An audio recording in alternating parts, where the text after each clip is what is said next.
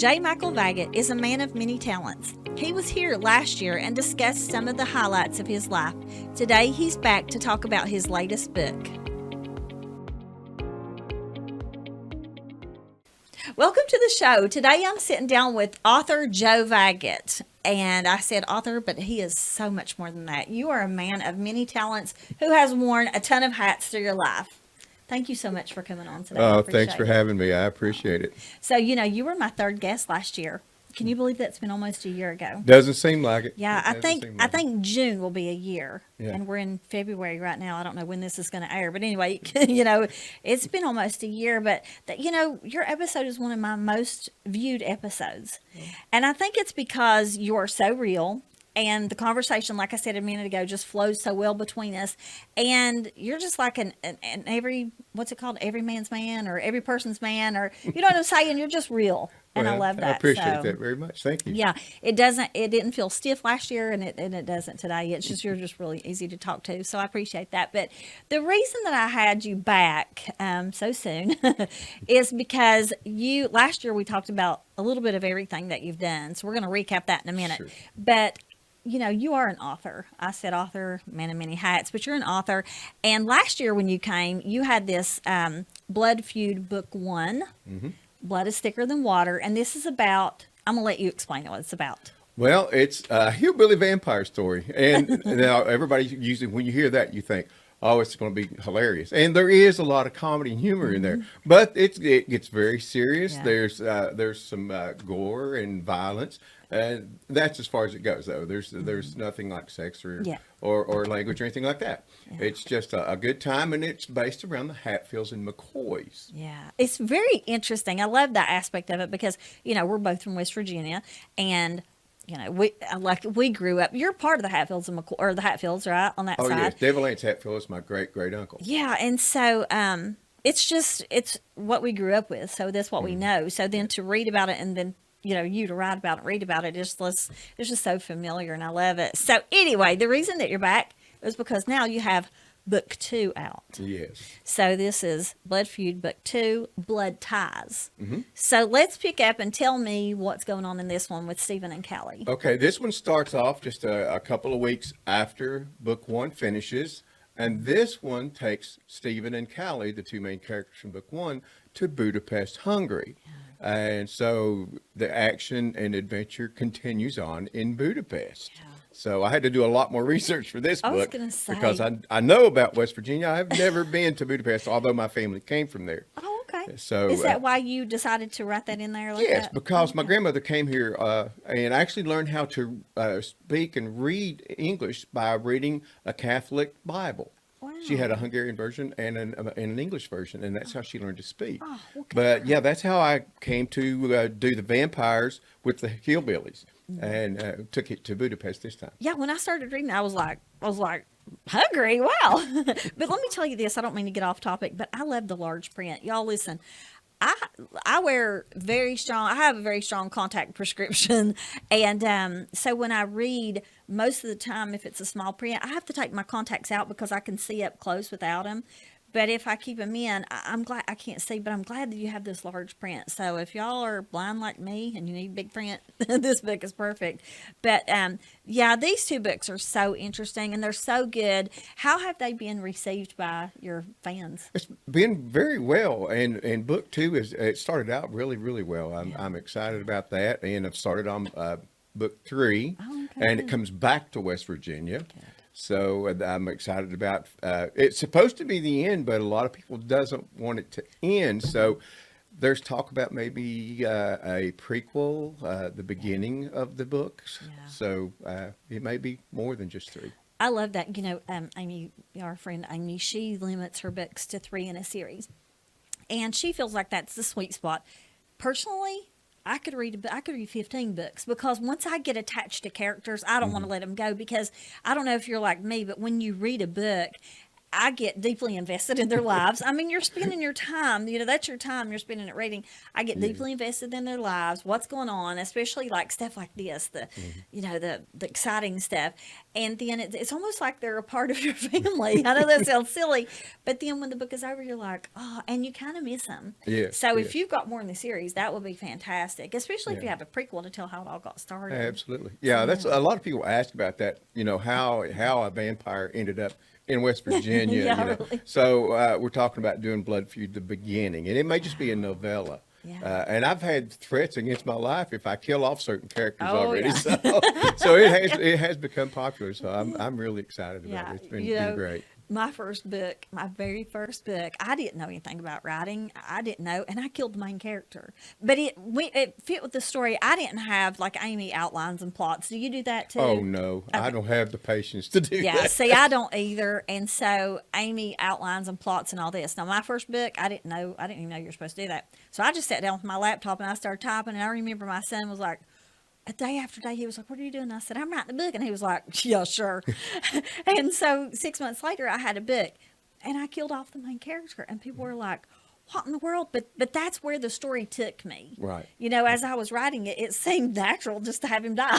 Hmm. So, Right. but yeah, I know people get upset about that, Betty. They really do. They When do. they, like I said, we get attached to the characters. We don't want to see anything happen to them. Right. So, Right. kind of like those Final Destination movies. You go, have you seen those? Oh yes. You have Yes. the characters and all of them get hacked off one by one. It's just like they're all gone. It's like, now what? Yeah. Yeah. So, They've but continued on with it though, and it's been a great series. yeah, they have. They have to Yeah. get new characters each time. But we don't want you to Absolutely. get new characters because we like the characters in here. So, Yeah, I have a lot of readers that want me to put them in the books. So, wow. and there are actually some characters in these books that are based on actual people. Yeah, I love that too. Yeah, I love Yeah. that too. I have written some books with some people in there. I had this one book, and well, it's not about me; it's about you. But anyway, it was very interesting. I'll put it that way.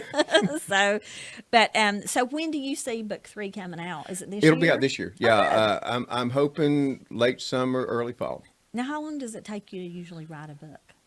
When I've got time to sit down, it flows. When I'm writing, it's like watching a movie to me. As I write, I see everything.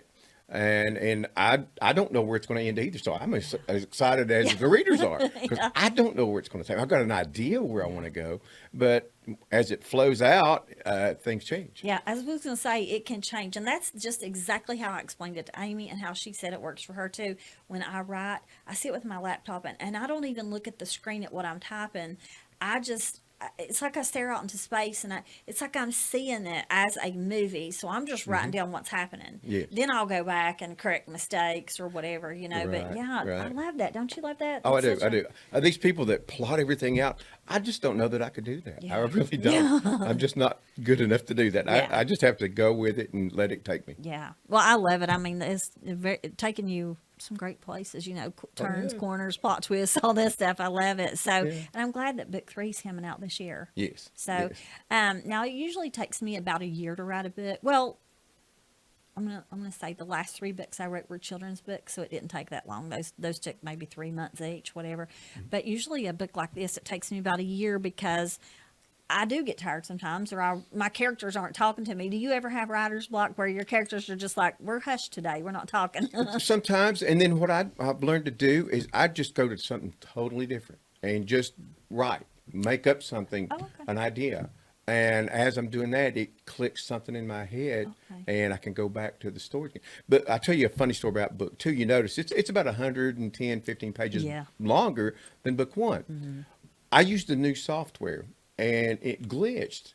I thought it was the same length when I went to publish. It's like, wow, I worked a lot harder than I thought I did, but it worked out well for me. It turned out good. It has. So, I forgot what I was going to say, but so when you said that you'll go to something else. Are you the type of person who can have 2 or 3 books going on at the same time, or do you have to stick to that one book? Oh no, I've got several things, and in different genres too. Wow. I've got an inspiration book that's going to come out right after book 3, and it's poems and things that I've written.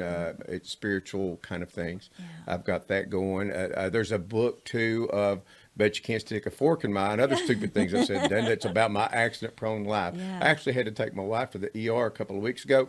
I ended up getting hurt in the ER trying to take care of her. I slammed my head into the bar that keeps her safe. It didn't keep me safe. I still have a bruise on the back of my head. Oh my God, I don't mean to laugh at you, but that's so funny because that is perfect for that book. I was Oh, just yeah. getting ready to bring up that book because that book was so good. And so you'll never run out of stories Oh for those no, books. no! So, I've got so many. It's a few that I can't even put in a book, but yeah, there's plenty of material, and I keep yeah. creating it. Yeah, I love that though. I love it, Joe, and I love you being a guest. But before we finish up, I do want to ask you a little bit about. Do you have anything else coming? Because, like I said, listen, you're a magician, or you have been. You know, Elvis impersonator. You used to drive Miss Dolly around, which like that's the dream job. Okay, like I would drive her to Timbuktu if she wanted me to. Right. So, do you have anything else that you're working on besides books, or is that your main focus right now? I'm doing a lot of the books. I have another Elvis thing coming up. That I'm doing in Ohio this summer around August. Oh, good. I went to actually a wedding of a family member, and they had a DJ there, and they asked me if I'd get up and sing a song, and it turned into a job.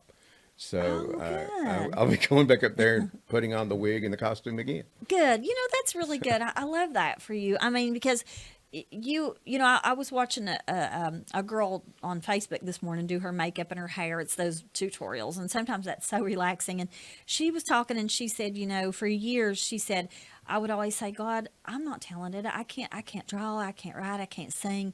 And she said, but she started asking God, where's my talent? And she said, God showed her, you have the ability to encourage people. You have the ability to be kind to people and be a good human. And so I look at you though, and it seems like you're just full of talents. So do you see yourself like that, or do you just like, oh, I'm just going to do No, this? I don't. I really don't. Wow. I feel very blessed. It's like singing. I couldn't sing. My whole family sang. And I prayed to God. I said, I just want to sing. Yeah. And I said, if I could sing, it'd be so great. Yeah. And I'm not saying I'm great as far as the singer, but I can carry a tune, and I couldn't before. Yeah, I So can. I'm very blessed. I'm not. I don't consider myself talented. I consider myself blessed. Oh, well, good. Yeah, but you know, you can't deny your gifts, and you do have a lot of gifts. I mean, and one of them is just being able to sit down and talk to people like you do. Like the last interview I did, I had tons of cards with tons of questions. But with you, I put like 5 little topics, and I thought I'm just going to let the interview take us where it does because the conversation does flow so easily with you, and I Right. appreciate that. Oh, So, well, thank you so much. And I have a ball coming and talking with you.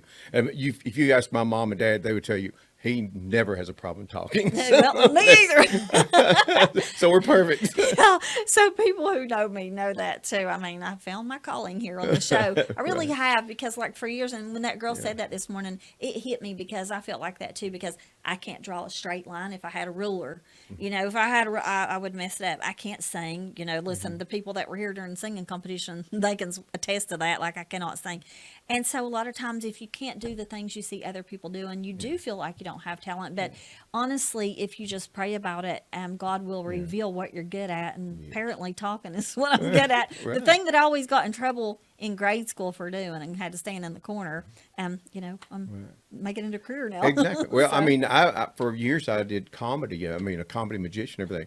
In school, teachers used to tell me, what do you think you're going to be, a comedian when you grow up?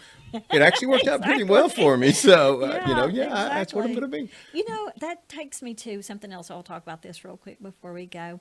Like in school, and I've talked about this on my show before with a couple of other people, but this is one of the things that really bugs me about school, and I'm not saying teachers in particular, but our school system. They go so much on the standardized testing, and everybody has to fit into a box, and it has to be this. When I feel like if children's gifts are recognized in kindergarten or preschool or first grade, if you have a teacher that has enough insight to say, oh wait, he might not be good at math, but look, he's really good at this or that, or he is the class clown. That's not a class clown. That could be a comedian. That could be an actor in the making. Absolutely. So if you had the school system that they could really, what am I trying to say? Like coddle that, not coddle, but like, shape that. Right.